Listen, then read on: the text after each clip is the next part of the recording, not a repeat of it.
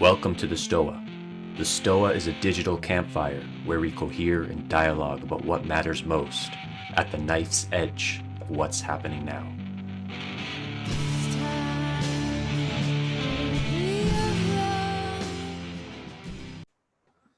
Boom.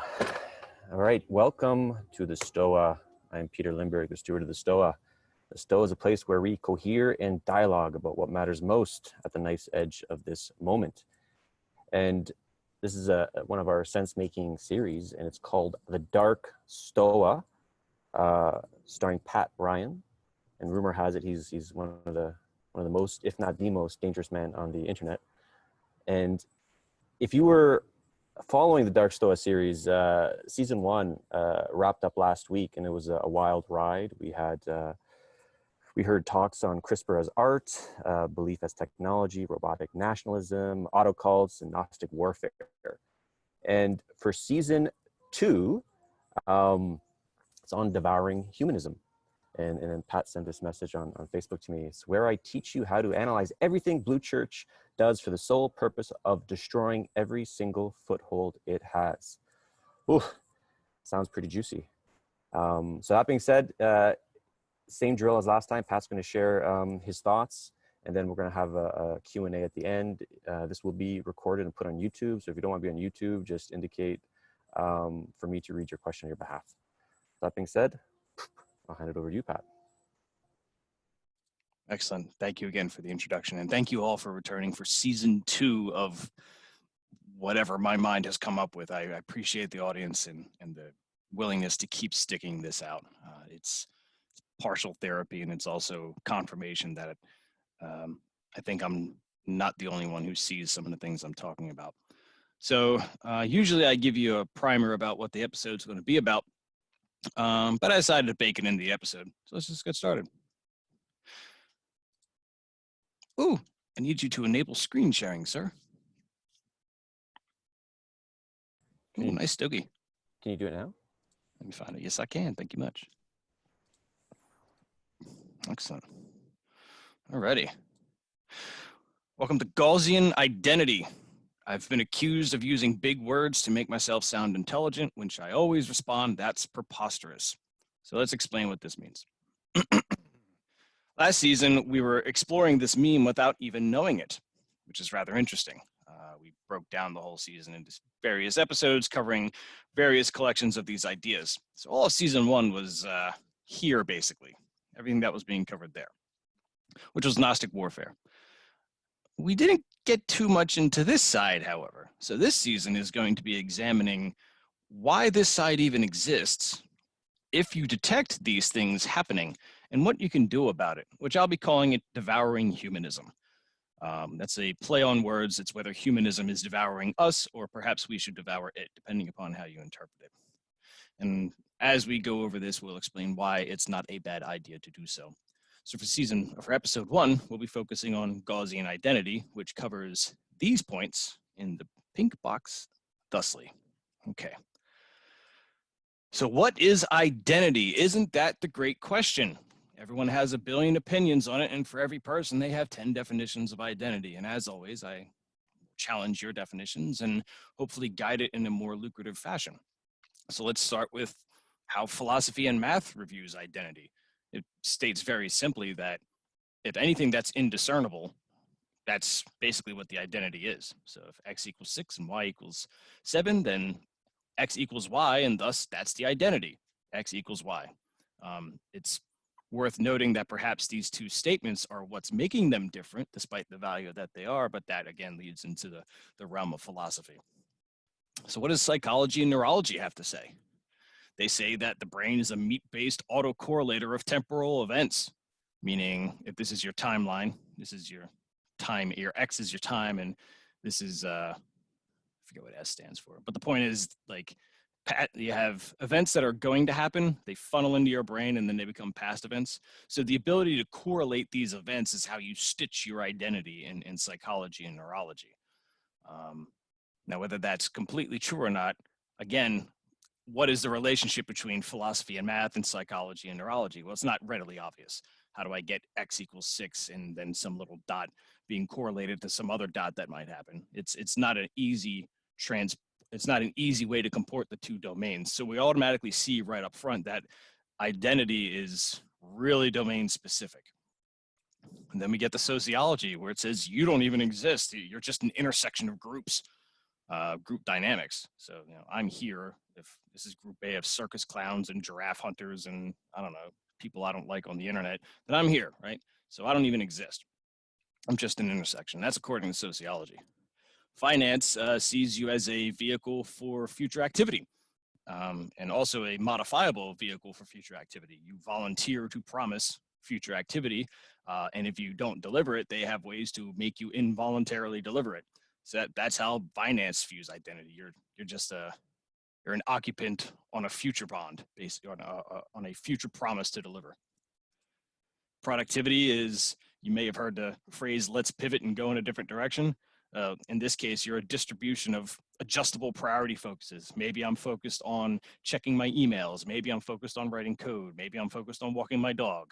And I shift between these distributions as time allows it. So as myself as project manager, I have maximum flexibility with these individual identities. So I can actually shift your focus. And by doing so, I change your identity. Then there's alchemy. Alchemy is a little known thing. There's a billion opinions on it. But long story short, the idea is that identity is never known. It is a black box. It is a permanent black box. You feed it context and you get action. And this is an old way of interpreting identity, which is no longer considered anymore. But we're going to find a way to bring this guy right on back. And let's keep going. What does physics say? Physics just threw up its hands around 1930 with the Pauli exclusion principle, where it couldn't figure out anything, really. It couldn't tell you one photon from another. It couldn't figure out fermions from anything. It's all a mess. So you couldn't even rely on physics to figure out, well, this atom is occupying this unique spot in time, and then this atom's occupying. Well, it turns out they sometimes overlap and occupy the same space because of their distribution of probability of existence. So it gets real messy. You can't even rely on physics for identity. Then you get to biology, where every time your cells go through mitosis, they keep asserting the same DNA over every generation, over and over and over again. Perhaps that's an identity. And then there's error correcting in the DNA duplication process to keep that continuity going. So there's a strong biological definition of identity right there. And then there's geopolitics, where you are born, you are bound to the rivalrous power dynamics of whatever group you're born into, because on this spheroid we call Earth, not all topologies are equal. They're not all equally valuable. They don't have equal resources on them.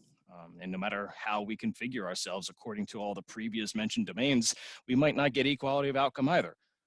So all of these things are heuristics of identity.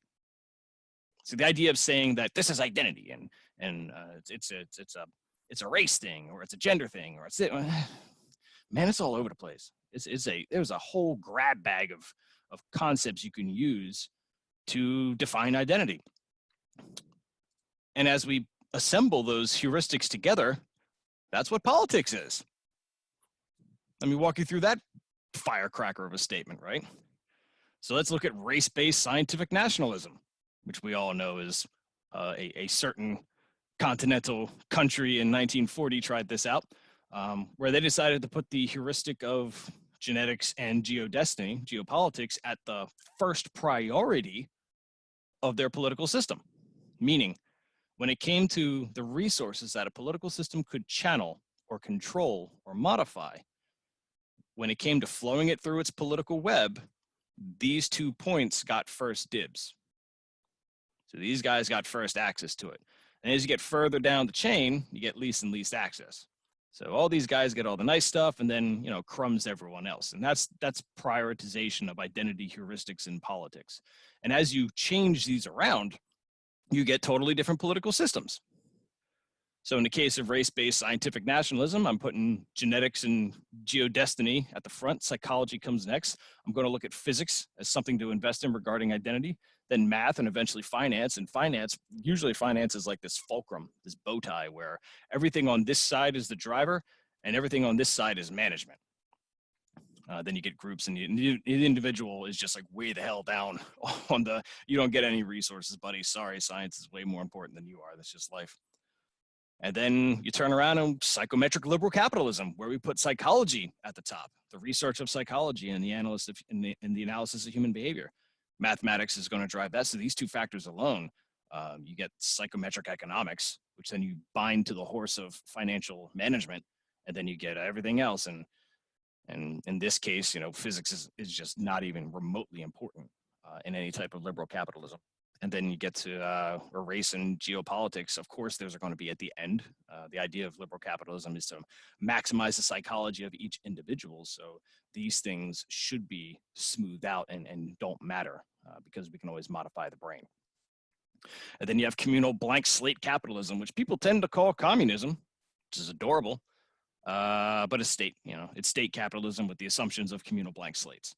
So the idea of sociology being the core driver of financial management, meaning how do I configure these intersections of groups to then bind their productivity to what I need, or bind their promises of the future to my ability to manage everyone else. Psychology comes downstream of this, which is an odd priority.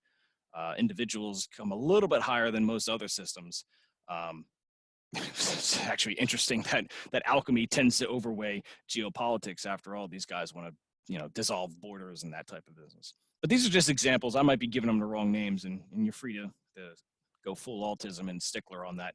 But I'm just demonstrating a politics do priorities on identity heuristics, not individual identities. That's what we in democracy in America tend to get confused about. We tend to think that certain identities get priority, but in reality, it's the heuristic of identities that gets priority. How do we determine what identities exist? That's what's given primacy. And by the way, all of these permutations, well, look at that. They just happen to be the blue church political distribution trend. So when we say blue church, we're talking about these configurations of priority and how they're all related. They're not radically different from one another. They're not, one's a can of soup and one's a fish. They're all cousins of one another, driven by the same pressures, driven by the same conclusions. And that's what makes it a distribution trend. And that is what a blue church is a distribution of what identity heuristics take priority. So let's look at the mutation, because I brought it up. So what does the mutation of a political system look like? Well, it goes something like this. You turn around to the two priorities and you say, they made us feel sad. Maybe you didn't like gene-based primacy of your population mechanics, and maybe you thought geopolitics was a pretty stupid idea to peg all your finance on. And you turned around and you picked two other candidates and you said, if we merge psychology with this financial management business, maybe that'll help us solve the problems that we're facing here. So you're shuffling your heuristics around. You're trying to figure out which one you really care about. Of course, there's superstitious crap over here that always, you just push that down because that doesn't matter. That's all just like weirdos and voodoo thing, whatever. We're not even care. We're not interested in that. We're trying to solve our problem here, right? So what do? Well, we just found a way to create psychometric liberal capitalism from race-based scientific nationalism. And all we had to do was change our identity heuristics. We had to put psychology and finance at the top with math as an arbitrator. And then we put these two concepts way the hell down. We got rid of them. We didn't like the idea of genetic destiny. We didn't like the idea of geodestiny. We wanted the ability to say everyone has a brain, and no matter what these other properties are, we can just tinker the brain endlessly and infinitely to get what we want and get this maximum of efficacy of the human condition in every person in our population, so we can maximize all the humans in our system. So, okay, we won. Woohoo! We got our science, and the science that gets us all the goodies. We did it. The great struggle's over. Look at us. And these sciences are evil forever. We'll never touch them again. We'll ban them, and anybody who touches them, will just drive down to Alex Jones level. And away you go. Did we have a revolution, or did we just have a mutation?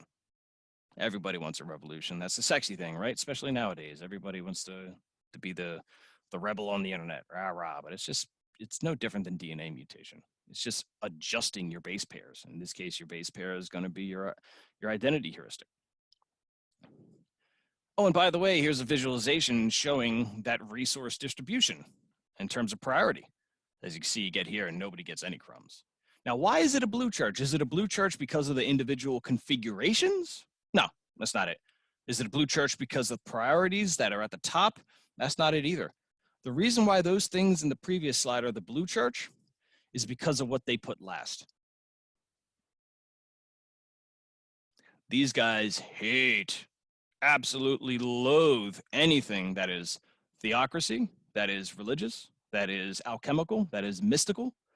These concepts of human psychology are not allowed to exist unchecked in a blue church scenario because they're dangerous, especially when you're coming up with these meticulous systems of psychological finance or these meticulous systems of race-driven nationalism.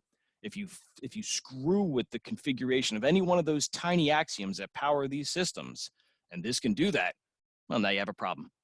So these guys are the biggest threat because they can actually screw up your entire distribution flow in your political system. So that's why they're driven to the redheaded stepchild. Okay. So how do you do this? We're looking at the gradient. We're not actually interested in we're not looking at the permutation of identity heuristics. Now we're just looking at the overall gradient. So let's just step back and look at the gradient of resource distribution, independent of whatever political system may exist. It goes from left to right. All the crumbs go here is your military industrial complex, and here's funding your school, right? So keep that in mind. So now let's look at why the blue church political gradient persists with the reinforcement factors it has from that funny little meme that was at the beginning of the presentation. We have runaway self-domestication as the top, the idea that a human reverts from the Chad to the Virgin meme, which is always funny. In this case, once a person becomes caught in the runaway self-domestication phase, they have a high chance of staying here on their own. They don't wander off and try to experiment with other type of identity heuristics. Once they're here, they're here. And it's pretty hard to break it. You actually have to do systemic level attacks to break this. It's not easy. We have exhibitionist Stockholm syndrome. Oh, look, a person with a tattoo of some Eye of Providence on themselves. They're not only cattle, but they're self-branding cattle too, right? So they're Stockholm. They're under the control of whatever master that they may or may not even recognize, and they take pride in the fact that they're under that control. And these little green arrows, what they're doing is they're decided. If you think of the population that's scattered between this gradient, these arrows are made to drive direction. So if you're in a population here, it's going to drive you this way. If you're in an exhibitionist Stockholm syndrome, it's going to drive you more towards green. If you're part of homogenization, it's going to drive you this way, right? So homogenization is an easy one. It's where everybody looks the same. And if you've ever been in any corporation that makes over $5 billion a year, you will see exactly what I'm talking about. Self-victimization, we all know and love this one. The idea that I'm the martyr. Now I'm at different stages of my martyrdom. I'm not out there running around, blowing myself up, but I'm on the track. I just need to be activated. That's what self-victimization, that's the purpose of it when you look at it from a control scheme. It's to get that person primed and ready for martyrdom on demand. And you built an entire culture of that. And all this is designed to keep blue church people, or designed to keep the population in the blue church funnel driving this way towards the high resource distribution that they're able to provide, because that's the way they set up their system. They're not necessarily evil per se, or they're doing this on purpose. It's just the byproduct of how they configure their identity heuristics, really.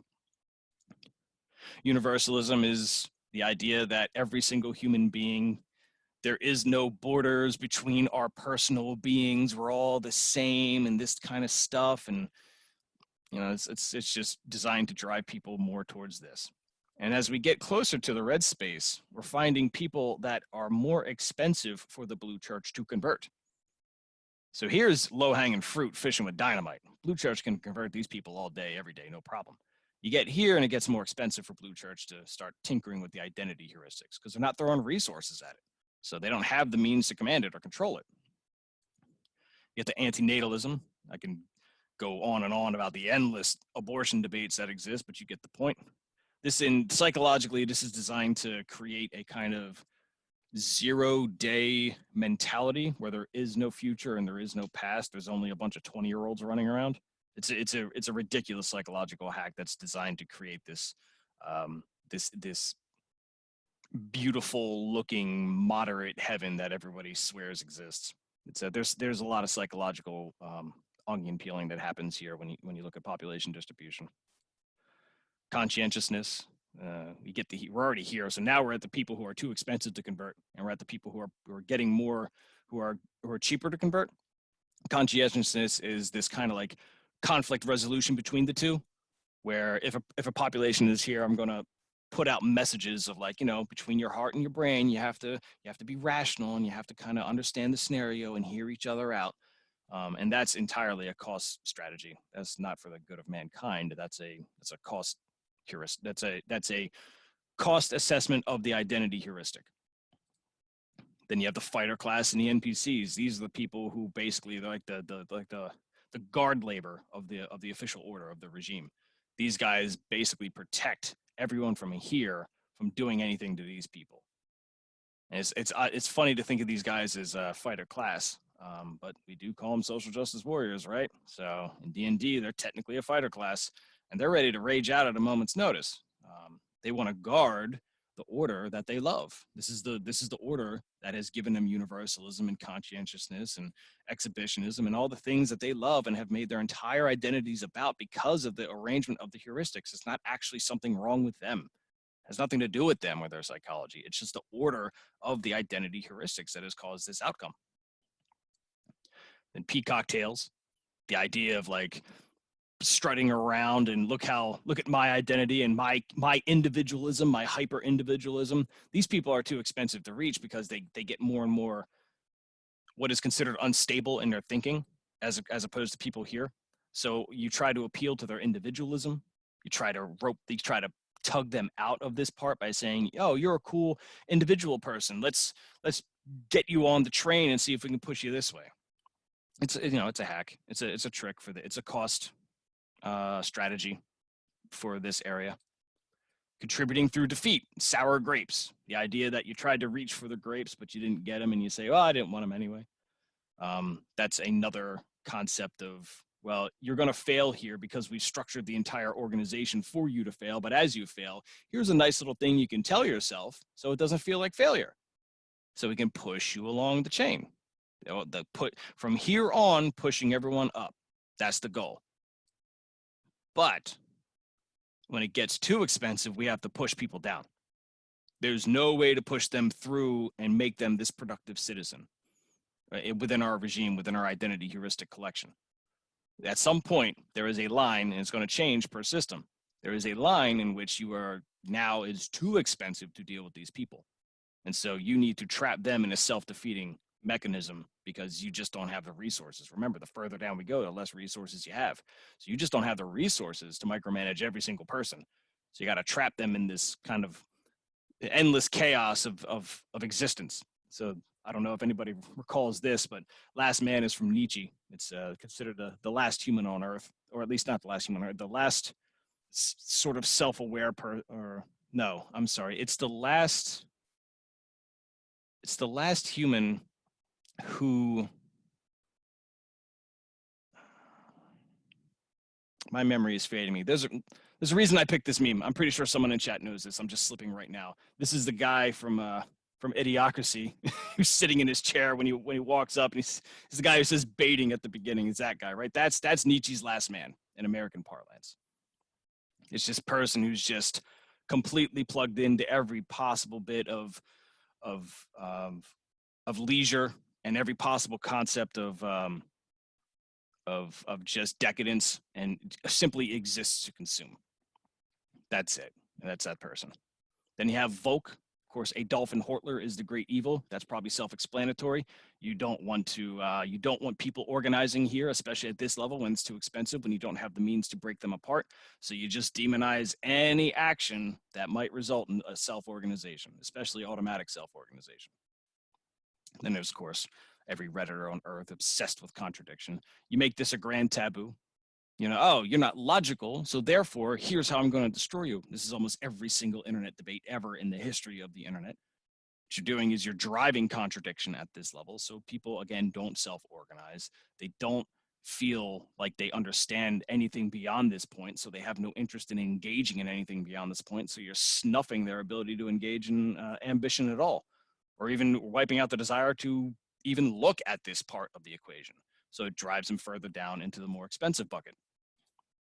And two boxing reprobates, the people who are kind of defying this identity regime, because what they're doing is they're being multiple people at the same time, whether it's identity fraud, whether they're being different people online, doesn't necessarily matter. It's the idea that I'm one person, but I have multiple personas.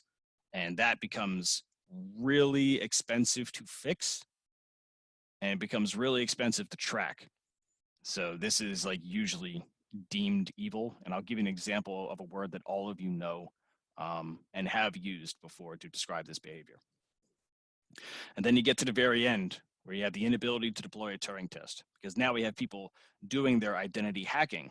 They're making multiple identities, or they're making clouded identities. And then we're trying to automatically detect them because we don't have the resources to actually enforce, a universal bonding or homogenization. We only have like, I don't know, $700 down here. So what you're doing is you're leaving something wide open for a you don't have the resources to deploy Turing tests to then separate which box is the real box. And then to drive home the point, this is a captcha check saying I am not a robot being tapped by a robot with googly eyes. So that's kind of what happens. So this is what I've described to you is how the Blue Church maintains its, we use the word control, but I think that's too broad and I think it misses so much. This is the system of incentives the Blue Church uses to reach the maximum amount of identities required to keep its system going. And then there's a threshold in which these people are just written off. You don't need them anymore. They're too expensive. You don't have the resources anyway. Just demonize them. Call it a day. So that's Blue Church, right? Then the internet happened. That changed things because now you could play the game of masks. So here's a schlep and deli owner. But online, that's a supermodel. And that's Fran Ank. It doesn't matter. I'm online. I could be a dog. I could be a chipmunk. Who cares? Doesn't matter. I'm online. You can't prove that I'm not that person that I'm presenting as. You just have no way of doing it. It's like, oh my God, palindrome friends, right? And then the chatting. Let me step back here. Boop, boop. So the chatting, you go to a chat. Like the reason why it's this way to begin with is because it was too expensive to send any type of proof of identity in the early internet. It wasn't possible. You had like 2400 baud rate, and you were sending text at best. You couldn't send pictures or video or audio or GPS stuff or all the metadata crap that's going on now. You just had text, period. And if all you have with each other is text, man, you could lie all day long. There is no proof of identity you can even enforce here, and it's way too expensive. So that's how this game started. And when you deal with like some of the really old people on 4chan, they remember these days. These are the glory days. These are the golden age of the internet, man. You could be anything and anyone. And it was good because the rest of the world was obsessed with identity at this time. They couldn't get enough of it. I'm a FARC guerrilla. I'm a European pan-nationalist theist, blah, blah, blah. I'm a liberal, conservative, social democrat. Look at me dance, right? The whole world was obsessed with identity because it was so deeply tied to Cold War dynamics. The internet was a way to say, fuck that. I don't care about that anymore. That's stupid. I exist independent of these paradigms. So yeah, I am a 2-box supermodel because fuck it. And that was the early internet, and the primary means of communication made that so. So now we have to incentivize honest identities here, and we don't have to. This shit posting everyone's lying game could have gone on forever, and maybe it would have been better if it did. At least it would have been a nice pressure valve for all the social stuff we're seeing now. But unfortunately, advertisers had to get involved, and they saw a bunch of people in chat rooms and mailing lists and everything else, and they said, I want to make money. I want to sell to these people. Of course, then Google and Facebook come in and said, aha, I know what to do. I will connect people to who they want to be connected to and what it is they want to be connected to. So these people will now be empowered to fulfill their preference selection. And we're going to bind that with advertising. So we're going to incentivize people to stop doing this. And that resulted in the collection of face data and GPS data and voice prints and gate data and social network data. And before you know it, you didn't necessarily destroy these personas. People can still do them. But for the people who care, they could figure out who's who. So now what we've done with this system is we've taken all of the crazy identity mess that these people initially escaped when they went to the internet, and we have forced it back on the internet. So we've tried to synchronize our identity control regimes, our identity heuristics upon this space where there wasn't any. And oh, by the way, this space is not organic. This space is a digital representation of all of these things. So there's automatically a mistranslation. And let's look at what that mistranslation looks like. So when you get started way back in, I don't know, 1980, imagine that each pixel is like, I mean, obviously it's pixelated image, but try and pretend that as you're collecting, as your GPS technology is growing, as your sound print technology is growing, as your image technology is growing, it starts out really weak. It doesn't have high resolution. Maybe the GPS is only sending 1 ping a minute. Maybe the voice print's only capturing 1 every second. So it's a really low resolution, and you're trying to make sense between them all. But as Moore's law goes on, your Gaussian identity, which is the collection of all of these things that make you up in the digital space, the distribution of these data points, it increases in resolution over time. So now we can understand better how to market to you, and better to understand your psychological dispositions and what social network you're going to go to next. And it gets even better over time, and it gets really good over time. So now we're increasing the fidelity of our identity selection mechanisms as Moore's law goes up. It's pretty obvious, at least. So what happens when we get good enough? What happens when we get to the spot where, yeah, maybe doesn't, we don't have all the data on this person. We have enough to get what he's going. Well, that's where we get our Gaussian distribution. Not all data is infinitely valuable, and I feel real bad for investors come 2025, where they say data is the new oil. That's not true. There's a Gaussian distribution, meaning the resolution of digital identity versus the profit extracted from successful identity targeting. There's a relationship here. So if you follow this, you'll see that crap resolution and then extremely good resolution. But that's not what's it. Getting more resolution does not drive more profit. There is a normal distribution in which you have good enough, and adding more resolution to the data won't do a goddamn thing. So we have these two spaces. Is the data I have on this person, is that a blob or is that a person? I don't know what that is. I don't have enough resolution to answer that question. That's going to drive me to answer that question. And then I'm going to start collecting more data, like, oh, how long is my fingernail on a Tuesday? Like, how are you going to turn that into marketing data, right? Well, so you don't need to increase more information. You don't need to gather more stuff. So there's a sweet spot right here. And once you identify that sweet spot, tinkering with these pressures will allow you to disassemble the entire blue church. It will crush them. And I'll show you why. So here's our political, I'm sorry, this thing's in the way. Here's our political priority gradient, where we've already walked through all of the pressures that are designed to drive populations in one direction or another based on cost distribution of the identity heuristics. So we're going to draw your focus over here, and I don't even have my laser on. Oh man, I am trademark laser. Sorry guys, I'm just losing it today. How do we work with the inability to deploy Turing tests to, instead of driving people back, they drive them forward? Well, we mimic the blue church with bots, and we use natural language processing content generators, because they can't deploy Turing tests to stop them. So now the people who are here, I can push them up a line. I can get them to care about what's going on. Ah, how interesting. How do I beat these two-box reprobates? How do you say that when, if you get an online argument, you'll say, wait, I'm arguing with this person, but then this person comes in and wait, they're always in agreeing. What if you found out it was the same person from 2 accounts? That would feel like someone's cheated the game, right? And you're like, you cheated with your identity. I'm arguing against the same person. You leave the argument upset and, pissed and whatever. But the other way to do that is just call them trolls. They're trolling you. So now, instead of, saying that identity multiplication is a sin, we've made it a fun thing to do. It's a fad. It's cool to do. It's hilarious. So now we push people, instead of people being pushed down by being two-boxing reprobates, we incentivize being two-boxing reprobates, and we push them up. Contradiction, you say, oh, well, you didn't logically dash your you didn't dash your T and dot your I here, so that's a contradiction. I got you. And you do the autism hair splitting all day that Reddit's known for. Well, in this case, we don't need to do contradiction. Contradiction drives people that way, drives people this way. I want to drive people this way. So instead of saying contradiction, where you have to sit there and redo your white paper, which is really just like a 20-word comment, this is engage in conspiracy instead. So instead of trying to do that high fidelity logical discussion that you're being forced to do under a contradiction paradigm, you say, well, I'm just going to speak in a very fuzzy manner.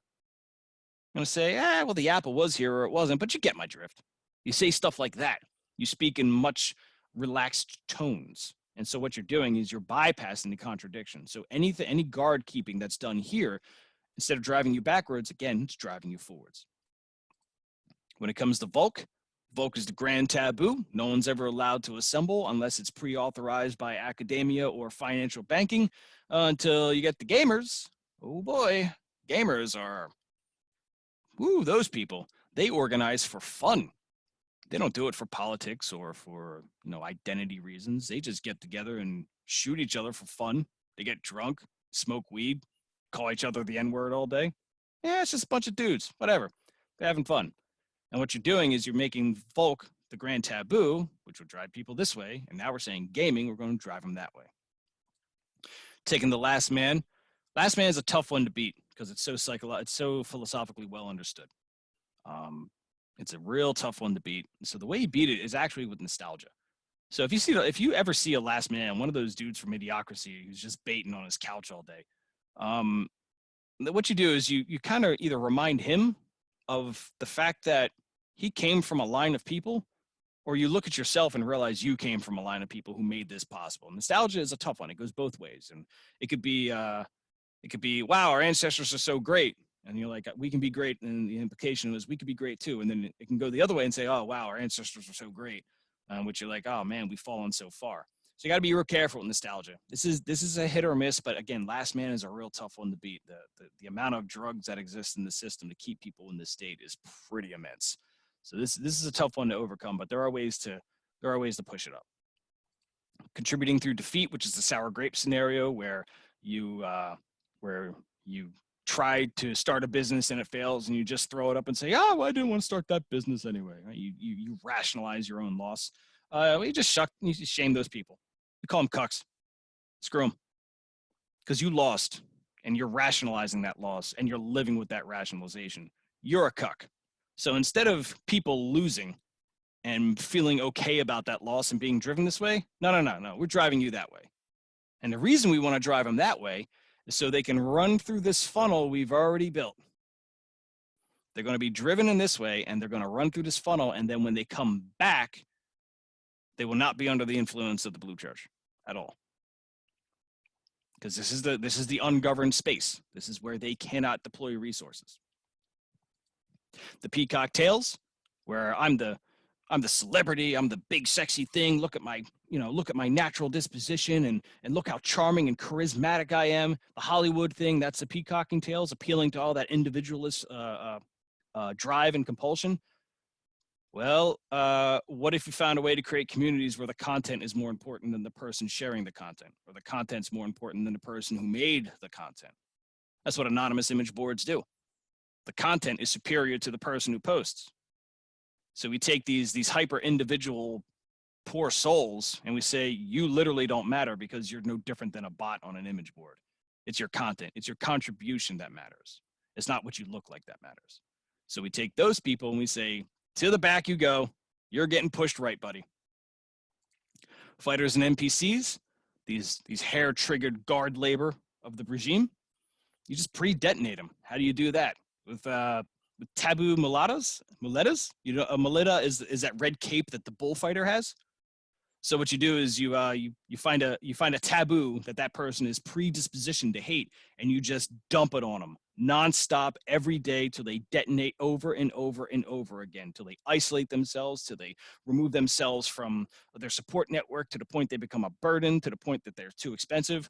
Imagine if a bodyguard was running around punching every single person in the bar because someone just triggered them, right? That bouncer would get fired, and now that guard labor has been removed. So instead of that guard labor going to the left, now we're pushing it to the right. So we're going to detonate you until you're gone, because you're so far gone, there's no way of even reaching you with logic. It's just we don't have the cost to even support that that reformation of your character. Sorry, all we can do is push you to the right and hope that you go through this pipeline that we've set up on the way here. Conscientiousness, the idea that I have to be reasonable and I have to be rational. That's good. You actually want to keep that. You don't necessarily want to destroy that as is. Instead, what you want to do is you want to use memes to atomize morality. Meaning, instead of moral systems being this fuzzy thing where you say, it's one half or the other, everything, there's a gray area, this type of conscientiousness, that these tactics you use to try and bring parties together. What you do instead is you use memes to atomize every part of that blob. Every part of that gray area, you put a wedge with a meme. So now, instead of the person trying to not rationalize, but instead of that person leaving open a wide space in which people can then kind of come together, now they have to negotiate all of those little axioms, all of those little points that those memes were leading to, and they have to make sense of that. So their conscientiousness gets atomized. They start being very specific about what it is. Excuse me. They start becoming very specific about who they let into their systems instead of having this wide tent. So you still keep conscientiousness, but instead of having it at a universal scale where you're maximizing the number of people who are going through your conscientious process, instead what you're doing is you're saying, okay, here's the local area that this person's probably going to gravitate towards anyway. And that's what they're actually defending this whole time. They're not out there trying to maximize for a maximum amount of people and kumbaya shit. They're saying, okay, here's what they actually care about. And they'll have a small group of people where they can be conscientious, and that's good. You want that. We're not trying to wipe that off the earth. But in this case, because they're precise about their conscientiousness, the system will attack them. The regime will attack them, and that's going to drive them right. So in this case, we're activating is here where we get to the conscientious part, where we activate the immune system of the regime, and we drive them to the right because we actually want to preserve conscientiousness. We just want to redefine it to something that's actually reasonable. You could say that I'm conscientious about, starving kids in Africa. That is sad. That is objectively sad shit, of course. But your neighbors are starving too. What's relevant? What's actually meaningful? Make the meme atomized, and you force them to make that localization. Antinatalism is a tough one. The reason you fight it is because it's a pre-programmed trigger, not because you actually support stuff. That's not the point. The point is, this is such a heavily implanted meme in so many people that if you do not take advantage of this, you are not playing to win. So what you do is the typical statement is that, they're not alive or they're not human or all these things. That doesn't matter. The point is, I can make you see them human by pointing out their identity asymmetries. Y'all ever heard of gendercide? If they're not alive, does that mean I'm not disproportionately killing women when I abort them? Uh-oh, now we have a problem. If I decide to disproportionately apply abortion onto a Black community, is that racist or what is it? So what I'm doing now is I'm using the morality of the regime to cause fraction points in this, for whatever reason, this meme that they have swore this hill they would die on over and over again. So this is kind of a blend of the pre-detonation strategy. But again, you attack here not because you have an opinion on the subject. You attack here because they have just sunk so many goddamn hours into making people think that this is the hill to die on that you have to activate it. And the goal to activate it is to drive them to the right, because they either dig in and they keep going this way and they get rewarded for digging in, and they will, or they start to see that, hey, now wait a second, maybe disproportionately aborting females might be a bad thing, in which this whole system will then whack them and into our tunnel they go. Universalism, the beautiful idea that we're all the same and we should all be treated equally. These are beautiful words, most beautiful words ever written, no doubt. But there's a reason tribalism exists in our psychology, and it's a psycho armor.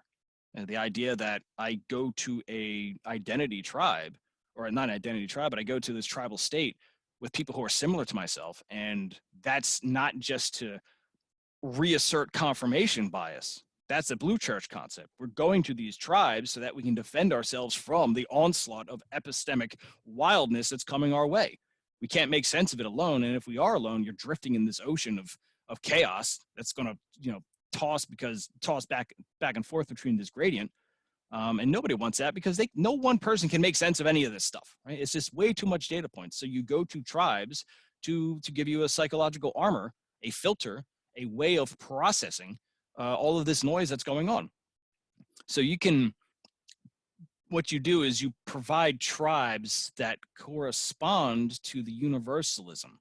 So, for example, universalism, this wonderful idea that we can all push each other in one direction or another, or we're all the same. I mean, tribes of cycle. What if I make a tribe of universalism? What if I make a tribe of the people who like universalism? So what if I just fragment this down over and over again? And it looks like universalism all the same, but in reality, I'm normalizing their entry in the tribes and I'm normalizing their ability to go into these places. So now once they do it, they have psycho armor, and all of a sudden the universalism doesn't work anymore because they're locally bound to the people in that tribe over time. So instead of leaving the door open for as many human beings as possible, like we were just some statistical graph, they start making and forming actual bonds with people. And upon doing so, they will be seen as enemies of the regime, and to the right they go. Self-victimization, again, the idea that I am a martyr. I'm a martyr with multiple steps between myself and glorious sacrifice and detonation. You use anonymization to diffuse martyrdom. Martyrdom is deeply tied to identity. It is like one of the hallmarks of identity. The idea that a person is willing to die for the preservation of an identity heuristic. And if you combine that with mass media, then people who die in the defense of that identity heuristic are martyrized. They're lionized. They're a great hero. And we have, there's an army of heroes every single day, right? But if people are anonymous and they don't exist and they're hidden behind VPN and Tor, and you have entire communities where this is the case, where's the martyrs? How can you have a martyr if there's no identity? There's no such thing as a 4chan martyr. You might say, oh, the Christ Church guy. That he was not operating on behalf of the anonymous community. He had his own identity martyrdom complex as well. But you don't see 4chan running out there self-detonating. It's way too funny to make people detonate. Way too funny. So again, instead of self-victimization being a guard labor mechanism, what you do is by being anonymous, these people who are ready to detonate at a moment's notice, when they do, it doesn't matter. They detonate in the wrong places. There's no more additional martyrs in the pipeline because they've all gone anonymous. So you're chipping away. Now we're getting to the heart of things. We're chipping away at the key distributions of the political regime. Homogenization is it's where everyone is completely on board. And not just in a static way, in a way that where they say, yes, I agree with the regime and everything they do. Very few people say that. What they do is they rationalize when the regime makes a wild swing. So like when the regime says, we're going to save, cats, everyone's like, yes, I'm a cat person. And then the regime says, fuck cats. And you're like, well, the cats deserved it, right? That's a rationalization. That's also homogenization, where you're backstopping the regime in every possible permutation they make, because of course you do. Look at all the resources you're getting. No shit, you back the regime. You're not doing it because you're malicious or you're a bootlicker. You're on the payroll, buddy. No kidding. So how do you break homogenization? With meme infections. If everyone's thinking the same anyway, drop a good meme in there and away it goes. You have a homogenized population, a virus will fuck that population up. So you just drop memes that are just viral and spread all over the place as much as you can. And anybody who falls for the meme, to the right you go. Exhibitionist Stockholm syndrome, the self-branding cattle. These are tough. This is a tough one because these are people who are used to scarification and people who are used to having the shit kicked out of them. They like abuse. They like the idea of being controlled. It's sort of sadomasochistic in a sexual term, but it's more like deferring to the alpha, deferring to the silverback, effectively. You can't kick these people. There's a reason they're the last stop. Because the more you abuse them, the more the system is able to use that abuse as rationalization to restore itself. So you can't deploy levels of violence on them. But we do have the internet. We have our Turing tests. We have our two boxing. We have our trolls. We have our whole pipeline that can support us in fulfilling their social fantasies. Remember, these people are way off the what do you call it? The self-esteem wagon. They left that thing like 20,000 years ago. They're way the hell off it. So we can use this pipeline to artificially fulfill the thing that they've never had. So instead of coming at these guys with warlike intent, you actually come to them with flowers and roses. And you say, we're going to make you part of this group. We're going to make you part of this thing. And we're going to treat you like a human being, like legitimately. Instead of you being surrounded by your fellow rejects all the time, we're going to reach out to you and grab you and say, hey, man, you're human just like us. And that is not what this system is prepared for. They do not like that, because this is the last step. This is the basis of their entire regime moral structure, is the idea that they've surrounded themselves with these historically displaced people and they use them as a human shield. The only way to beat them is to actually display decent humanism towards them over and over again, even if it costs you your life, even if it costs you everything you have to include them and you have to take care of them, because this is not what that system is prepared to handle. It's the last thing they'd expect. And then runaway domestication, you can't even touch runaway domestication until you've addressed all of these other points. There's no way. So once you've been able to do all this, now you can change how celebrities are perceived. That's one of the major reinforcers of runaway self-domestication. While I'm doing this thing, I'm self-domesticating myself, and I always check and I see, oh, there's a popular person. Oh, okay, whatever the popular person's doing, okay, I'll incorporate it. Now, of course, regime controls celebrity, but if we can make everybody a celebrity, if instead of celebrities being this small collection of pre-sorted individuals, if every single human being was a celebrity, well, that changes things. That changes everything. Now, how do you do that? Well, we're already living through it now. The idea of like Twitch people or people doing live streaming or micro celebrities or stuff like that. You use that technique and you make it accessible. You take this drive to be a celebrity and you make it everywhere. You make it as open as you can for everybody. And so these people who run away self-domesticate, they'll still engage in the self-domestication mechanism. You're never going to defeat that. It's just core to their being. But they're going to pick the wrong celebrity. So instead of like a list of 100, now they have like a million. And which one do they pick? Well, it doesn't matter which one they pick. They're picking, there's so many options that they can't pick the same one. So that one celebrity that held all that power, gone, diffused, utterly gone. So that was intense. So let's see where this may go when we apply this regime hacking that I'm proposing. We're going to look at our psychometric liberal capitalism, all the identity heuristics that are accessible to the resources that are available in the order of thus. And remember, around here, the pipeline shifts, where driving people this way is the goal of the regime. And once you get to this point, you drive them this way until they become full Alex Jones. So we just walk through a system of pushing people here this way, and then pushing people here this way so that when they get here, they can push back this way. So what does that mean? Just because you push the people doesn't mean they're walking through these identity heuristics as they get pushed through the pipeline. That's not what happens. As they get pushed through the pipeline, they carry their identity heuristic with them all the way to the top. So what I showed you is a way to invert the identity heuristics of a regime.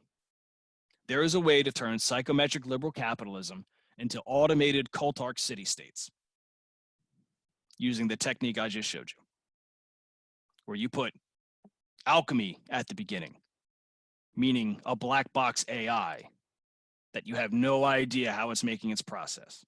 And it's using the fuzziness of quantum mechanics to make its decisions. And these two things get all the resources. And then that plays out on the city-state of geopolitics, which is going to have a heavy focus on CRISPR and quantizing stuff, which is going to be about improving the individual, and groups form wherever they can, not because they have to. All of that becomes a financial driver, and the poisons of math and psychology are kicked to the dustbin of history for at least a couple hundred years until people get their shit together. So that's it. That's how you defeat the blue church. Using that analysis, criticize it, mutate it, dismiss it, whatever. It's Friday. Have fun. Cool. All right. So if you have questions, drop it in the chat box now. If it was listed above, if you can repaste it or copy and paste it again, that'd be great. So I guess I'll start with this one, a simple one. As individuals in this chat room right now, the Zoom chat, what could we do? Jeez. Well, I would take a I would take a honest self-assessment as to what identity heuristics you subscribe to, and why you subscribe to them, and which ones you don't like and why you don't like them. And that will give you an understanding of when these games are at play, so you can pick to say, I don't want to be part of this game because I see the game, or maybe this is my time to get involved in the game. So that's a good investment of your time. And to double click on the Last Man one, which you said was sort of tricky, I was actually thinking of writing an article called The Last Man Syndrome to kind of like unpack the characteristics of that. And a guy like Peterson, you know, he kind of addresses the last man directly with like clean your room and shit like that. So what do you think of like his approach to addressing that?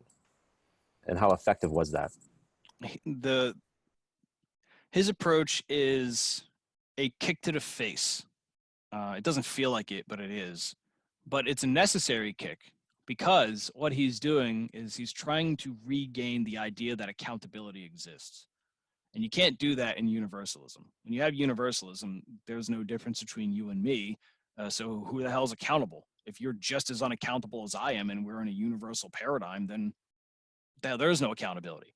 So if you're the last man and you're starting to recognize that perhaps some of the problems you're facing may be coming from a lack of accountability, but you might not have the words for it. The idea of cleaning your room is a way of practicing at a very tiny scale what it means to be accountable for your own actions. And that is what a fatherly archetype would do and would say and should guide people on doing. And I think that's a part of Peterson's success, is he fills the void for that fatherly archetype. And I'm curious, what do you think the use or extent of sort of offline approaches? I recall reading something from this like satanic group called the Order of Nine Angles, and they had like something called insight roles, where you adopt like extremist positions, like you actually go and live amongst extremist Islam or like neo-Nazis, just to break down your identity against the establishment. Yep. Maybe there's like a more loving approach to that, to you adapt these different identities.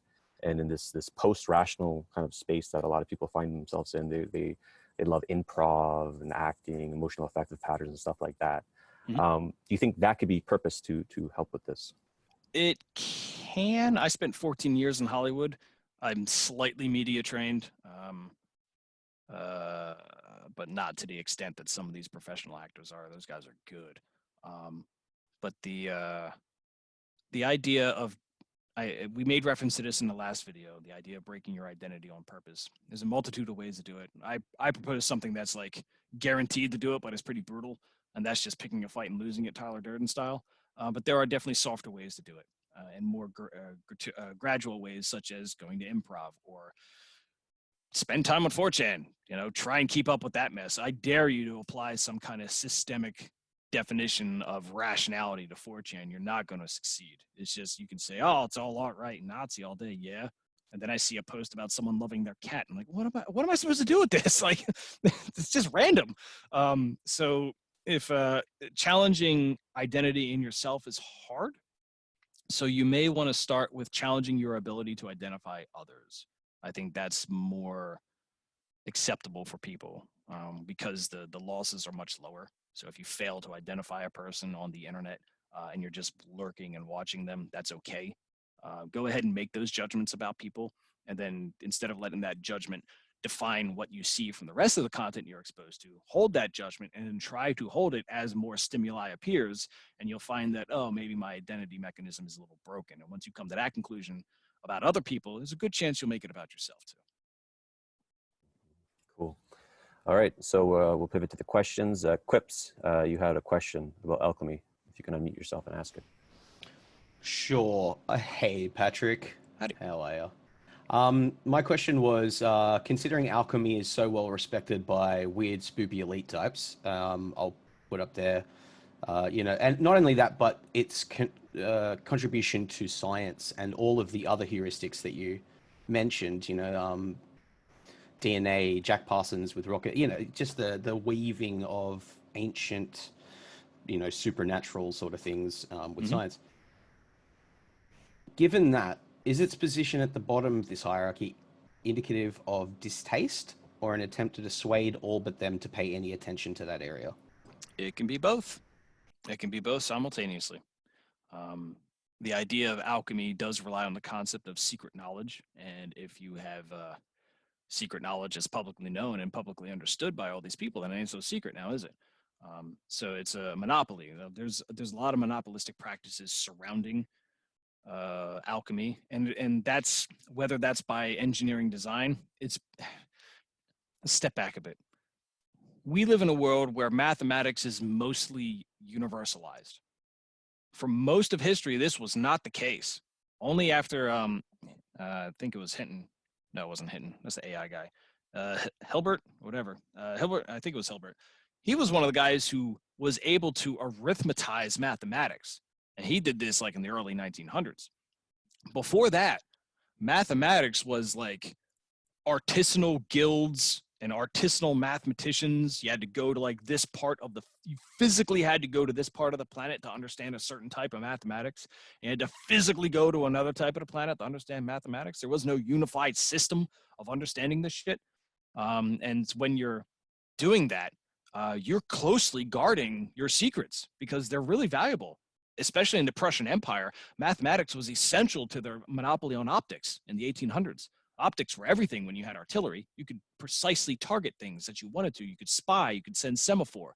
You could have all these militaristic advantages from optical glass alone, and the means to make that glass was heavily rooted in mathematics, which required those mathematics to be secret. So yes, you do get secrecy. Secrecy does happen when there are heavy dependence upon that secret being revealed. The same is true for encryption today, the NSA. What if the NSA released a backdoor to AES 256? Holy shit, the internet would be over, right? So you still, even now, you have mathematics being held in secret for the same reason. And I suspect when it comes to alchemy, the same type of chain of dependency also forms naturally, because alchemy is a heuristic on how to organize people to do something you can't do. That's probably the easiest way to describe it. So if you can't figure out how to build a spaceship, how do you organize people to build a spaceship for you, even though you don't know how to do it? And that's what alchemy gives you some understanding of how to do. And once you got a secret on that, you're probably going to keep it. So.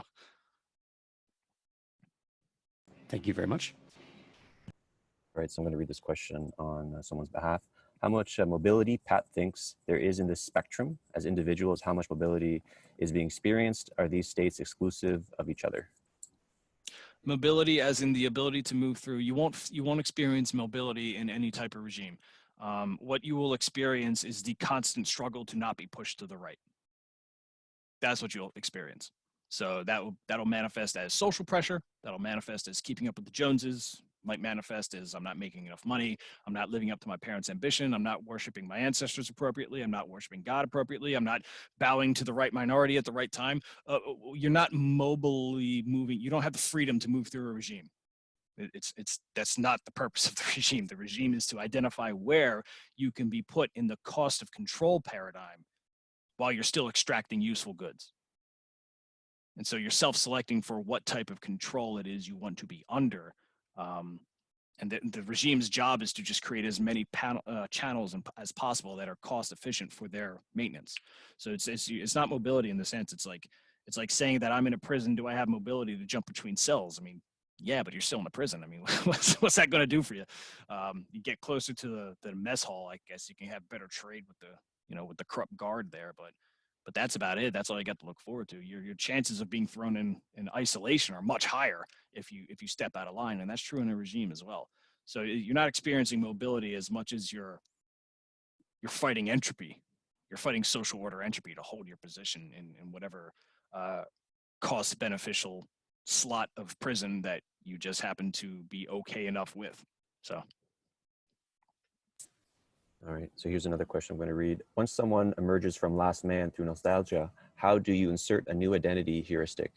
Is this what religion captures in the Blue Church? Takes the alchemy box and refocuses it towards self-domestication? You might have noticed in this whole thing, I never explained how to get someone from one identity heuristic to another. And the reason I didn't do that is because it is way too fucking expensive. It is so cost intense to get a person to shift from one heuristic to another. How do you take a scientist and say, guess what? It's geopolitical time, when that scientist has spent their entire lives embracing all of the techniques and have been rewarded for those techniques to bind their identity to solving complicated problems in a event-driven way, a mathematical way, these types of ways. And then you turn around and say, oh, by the way, are you Swedish? Because we only reward Swedes around here. That's not going to fly. That is just that is a mind fuck of an ask. You're not going to get there. So I don't even focus on the idea of getting people to go from one identity heuristic to another. You're just not going to do it. It's easier to move the heuristics around. Patches, you had a question. If you're going to unmute yourself. Yeah, I got two short questions. Is there a science of viral memes? Is it like a black box AI or humans or both? And then the second one is, would you call the black box alchemic AI equivalent to like idealized free will? Idealized free will. Give me a primer. Something that is actually free, that always makes the right choice. Oh, I see. Thank you. Yes, there is a science to mimetic mutation. It does exist. It's not like the one science. It's not like one algorithm or equation. It is a series of methodologies at different times and different time evolutions. It does exist. It's real. It works. It's amazing. The second thing is regarding an AI having the total freedom of decision. The problem with an AI having an idealized free will is that any decision the AI makes, it's on the hook for. It is accountable for that decision. So if it makes a decision that favors one group or another, it now depends upon that group it favors on. So what it's done is, as it moves through the capacity for free will, which is a very shortly lived part of its life cycle, it now creates dependencies on all the things it needs to keep its own existence alive. So its free will is gradually converted into a pipeline system of delivering resources to sustain itself. And so its ability to move freely between identity heuristics, it's not as free as one would suspect, because maybe there's parasites in the system who are taking kickbacks. Maybe there's inefficiencies in the form of local corruption. These things creep in like a cancer. And so you don't have, not even an AI would have all of the free will, because it is responsible for its own actions. Thank you. Kevin, you had a question. Are you going to unmute yourself? Sure, thanks. So Patrick, in the beginning, you compared your two examples of, I guess, what you call blue church religions. And you had different identity heuristic orderings. And you said they were merely mutations of the same DNA strand. And your suggestion, or the final slide that you're presenting, it seems to me like they were just the same identity heuristics, but in a different order, with maybe the exception that alchemy is the highest. Is there something that I'm missing that like makes your suggested ordering like different than just another mutation of the same genetic strand? Or is it, sure, if you could elaborate on that, if that makes sense. Yeah, definitely. I think I blew through it. My apologies. I think there's a part of me that there was something else I was supposed to say on that end slide, and I don't think I said it, so thank you for bringing that up. The reason why it's the blue church isn't necessarily certain types of configurations. It's the fact that it puts alchemy at the end. That's what makes it blue church, more than anything. So that's why it has the same DNA strand. No matter what the configuration is, as long as alchemy is near the end, it's blue church. So what I'm proposing isn't a system that I want. I don't know what life is like in an automated cult arc of city-states. I couldn't even, I gave some recommendations of what it would look and feel like in auto cults. I don't know if I want to live in such a world. The reason why this blue church, this type of Hegelian critique of the blue church that I just walked through on how to completely upend it, what I'm saying is, if I figure this out, there are people with resources who not only have figured this out, but they are deploying them, and they are going to fuck up that particular identity heuristic combination. And what will most likely happen in this space is that all of these other means of establishing identity heuristics will become either too expensive or pointless. And the reason why I'm saying that the auto cults will come into play is because they will be the only enduring identity provider compared to everything else. So they will be able to manifest identities on the fly that actually get people involved and get people engaged, and they see themselves as that tiny little aspect of that cult. And so that's the only way to actually manifest identity in a world where the ability to attack the blue church becomes exponentially cheaper. So it's not something I want. It's just that's probably the tide of the way things are going. Thanks. Aaron, you had a question. Hey, Pat. What is your identity heuristic?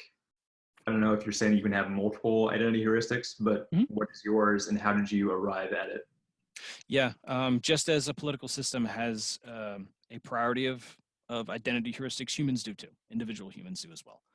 I tend to put alchemy pretty high up, only because I'm trying to do something that I can't do. So it's a functional relationship. It's not that I'm out there, sacrificing goats and shit. I'm using alchemy as a way to try my hand at getting us the hell off of this planet once and for all, which I've stated multiple times in other videos. So I hope this isn't too much of a shock for newcomers. But the idea is to configure the human condition in a way to where once they go into space, they're never leaving. We tried that. We threw a couple things into space. Go NASA, woohoo, Team America. But what happened? Well, the Saudi Arabians got involved. They're like, well, there's oil, by the way. And that was it. That's all they had to do. They said oil exists, and the game was over. Nobody went into space anymore. Didn't matter, because you didn't have to expand, because everybody got trapped in this dumbass oil game, this petrocurrency game that we're stuck in to this day with the forever war and all the mess that's behind all that stuff. So, lessons learned. It's not enough to trust the eggheads and the scientists. You're going to have to get everybody involved. And the way to get everybody involved is through alchemy. You won't be able to do it through sociology. Sociology is just a tool. Psychology is just a tool. Every single one of these are a tool. Alchemy tends to be a bit scale invariant. You can apply it to a person. You can apply it to a population. It's the same science all the way through. So I tend to functionally utilize that. Do I bind my identity to it? I don't know, man. I don't know. I just shitpost for a living. I think that's my identity. I don't know. Cool. Billy, you had a question.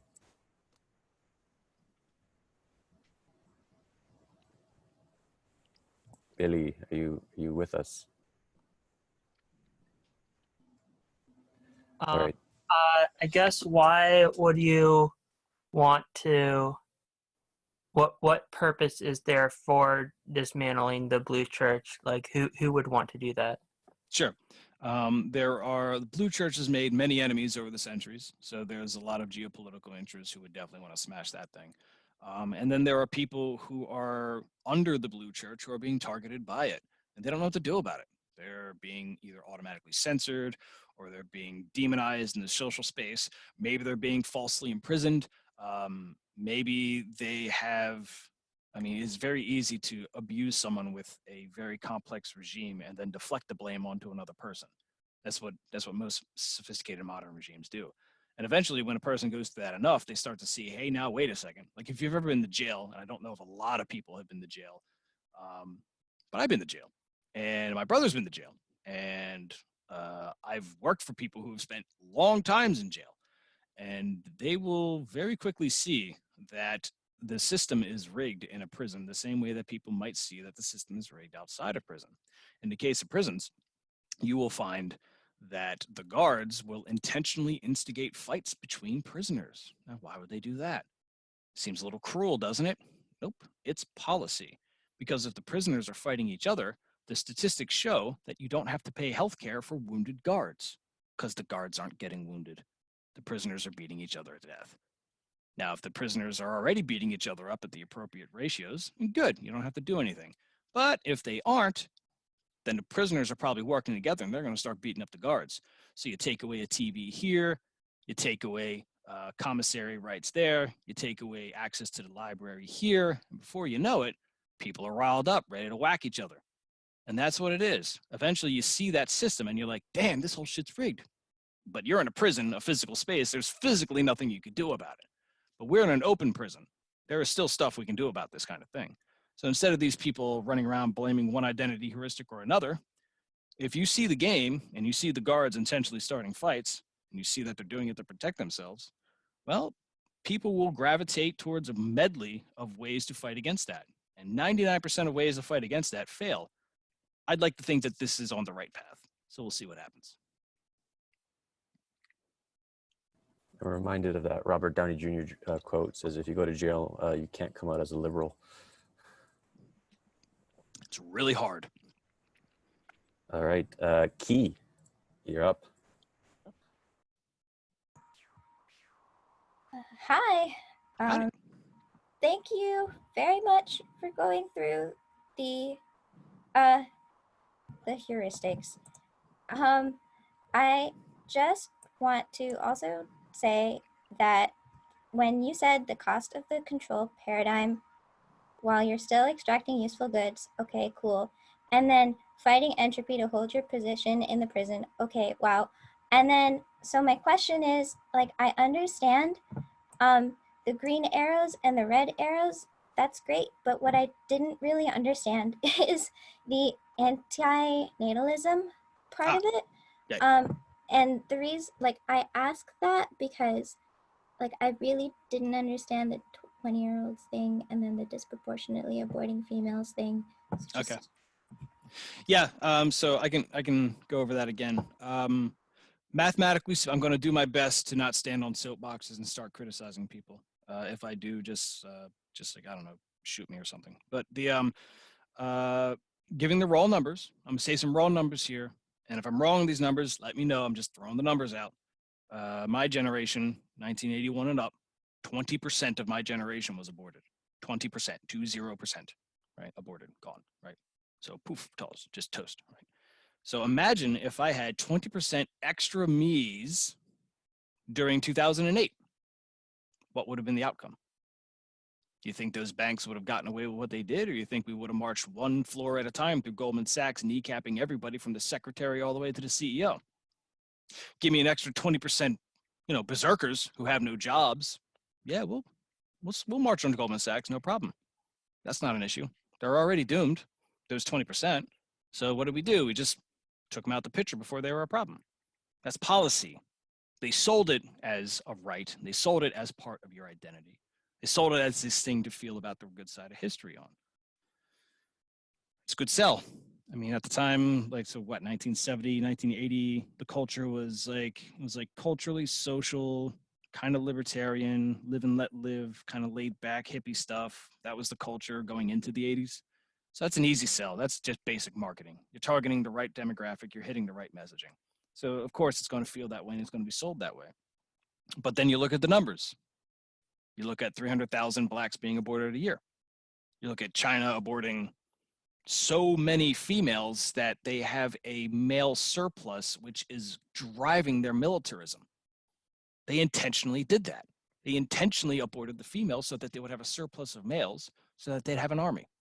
They did that over 20 years. They had a one-child policy. You can only have one child, so who's it going to be? Is it going to be a boy or a girl? We're going to get rid of the girl because their social value is much less than compared to a firstborn son. And you can only get one.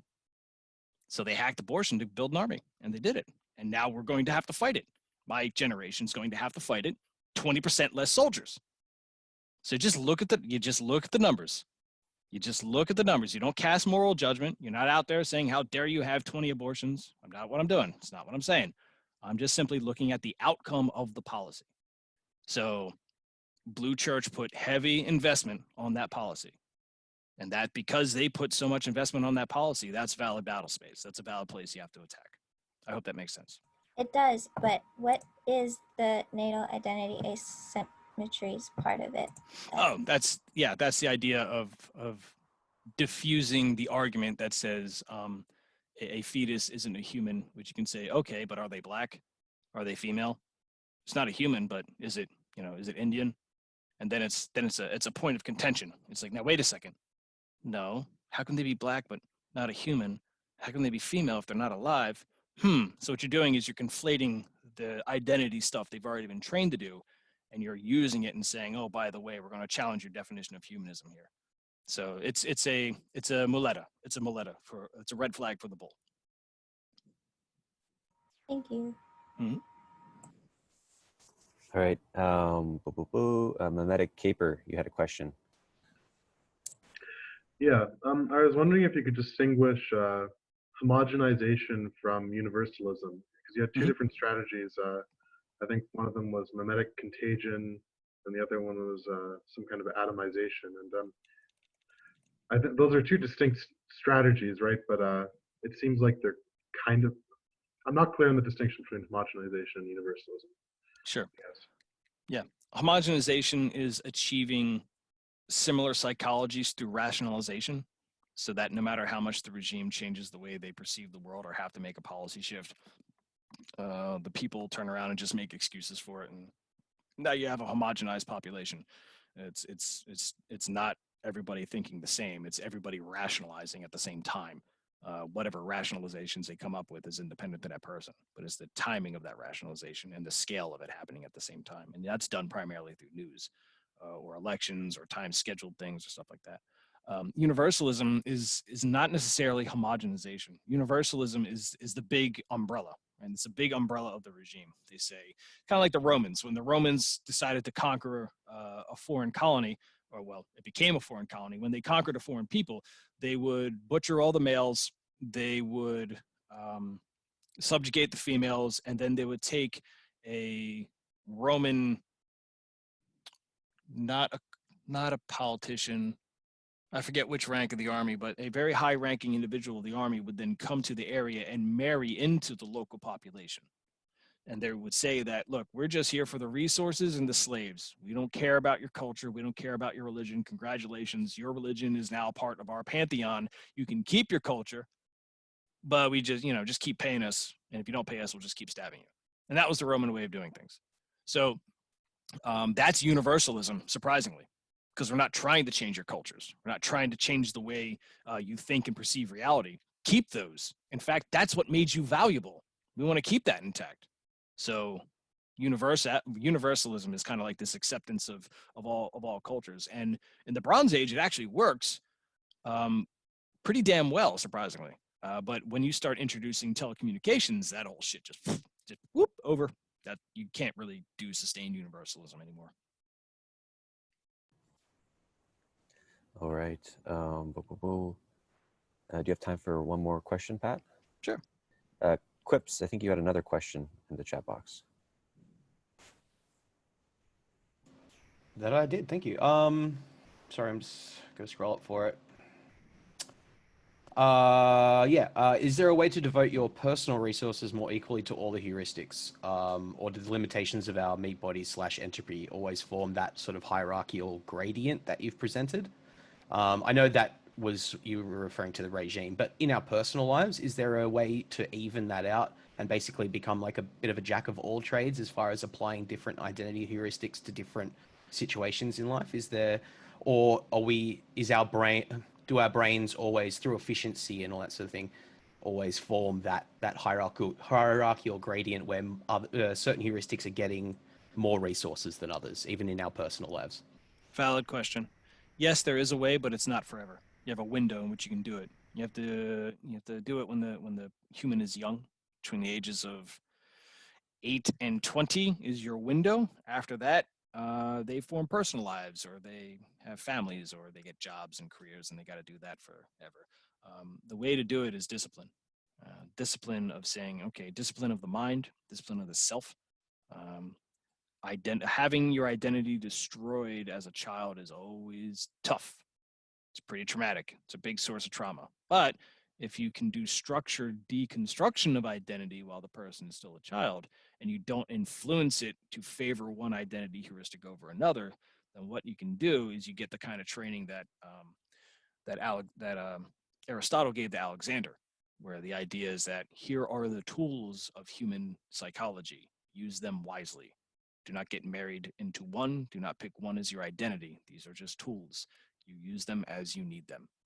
But that type of training is not available for everyone. It's hard to find that type of stuff.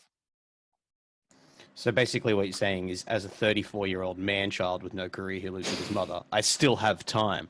You still have time. You have time to learn it.